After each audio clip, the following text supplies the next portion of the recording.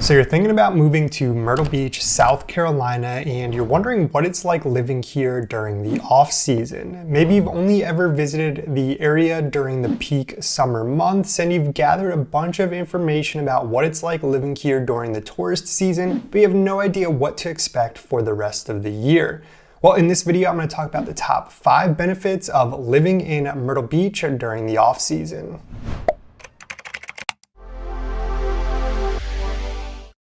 Hey, welcome back, and if you're new here, my name is Nick, and on this channel I talk about things to do here in Myrtle Beach. I give tips and advice about the area, and I'm a real estate agent, so of course I talk about the real estate. So if you're thinking about relocating to the area, then be sure to hit the subscribe button down below and tap the little notification bell while you're at it. This way you can be the first to know about what's going on here in Myrtle Beach.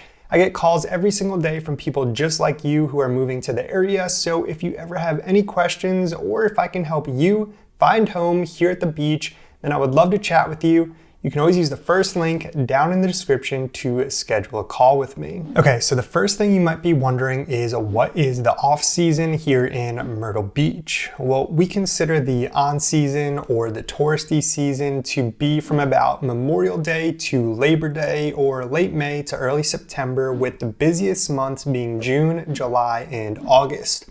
Now that leaves from October through April being a little bit slower and less crowded. Now, a lot of people who are thinking about moving here are worried that as a town that runs on tourism, Myrtle Beach might completely shut down in the off season. They're worried that it becomes a ghost town with no people and nothing to do. Though this may have been true 20 years ago, today that is certainly not the case, and there are actually some great benefits to living here year round.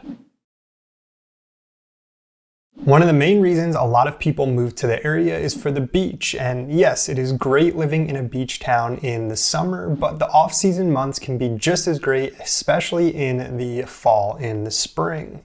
One of the main positives is that the beach is significantly less crowded. It's easier to get to the beach, it's easier to find parking spots once you get there, and you don't have to battle the crowds for a good spot. Another cool thing is that the beach rules change in the off season, and they aren't nearly as restrictive as they are between that Memorial to Labor Day time frame. One example is that there's no restrictions on the time of day you can take your pets out onto the beach during the off season. Now, you might be thinking, yeah, the beach isn't crowded because it isn't beach weather, but that is certainly not the case. Right now it's the end of October, and this week we are going to have a couple of days in the mid to high 70s, and this coming weekend the highs are actually forecasted in the low 80s. The next benefit to living in Myrtle Beach during the off season is there is significantly less traffic. You will definitely notice a difference in your everyday commutes, as it'll take you less time to get to where you're going, with probably a little bit less frustration as well. Now, the further you get away from the beach, the less you will notice this, because the tourism affects the traffic closest to the beach the most, but generally speaking, there will be less people in the area and less people on the roads. This next one is one of my favorite parts about living in Myrtle Beach during the fall months, and that is the lower humidity. For me, the weather here in the fall is perfect. The only thing I wish is that it started a little bit sooner. September through early October, we can still have days that reach the mid 80s, and as I just mentioned, we're about to have some days that might reach the 80s here at the end of October. Personally, I prefer the mid 60s to the mid 70s, but the plus side about the 80-degree days here in the fall months is they're not nearly as humid as they are in the summer months. You don't step outside and immediately start sweating. And once the temperatures get into the low 70s, I think it's just perfect. It's comfortable, you don't need a coat, you can still wear shorts, and I think it's just nice. As someone who recently just picked up golf, I can see why this time of the year down here in Myrtle Beach is such a popular time to play. In the past, I've only ever played golf in the summer, and it is hot. But this year I've played a few times in the fall so far, and it is a complete game changer.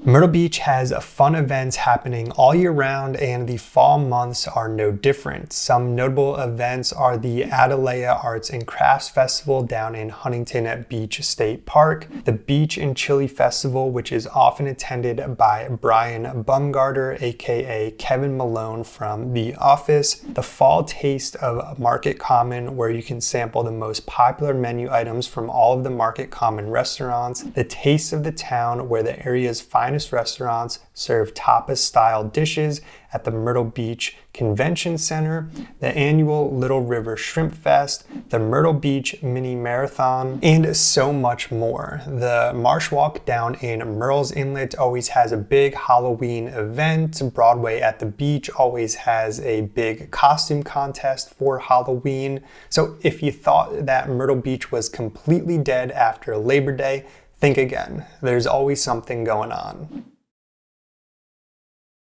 Another huge benefit to being here in Myrtle Beach during the off season is that all of your favorite restaurants will have little to no wait. And yes, they will still be opened. There are a few more touristy focused shops and restaurants that do completely close down in the off season, but most do stay open. Now they may have some reduced hours, but this is the best time of the year to visit them. Now, all throughout the year, you can definitely find restaurants to visit without having to wait long. You'll learn the right places to go at the right time, but some of your favorite restaurants might be touristy hotspots that always have a wait, but in the off season, you won't have that problem. Some of our favorite places to go out to eat are down in Murrells Inlet at the Murrells Inlet Marsh Walk, and in the summer months, that is a busy place, and it's not uncommon for there to be a 2-hour plus wait for dinner in the summer months.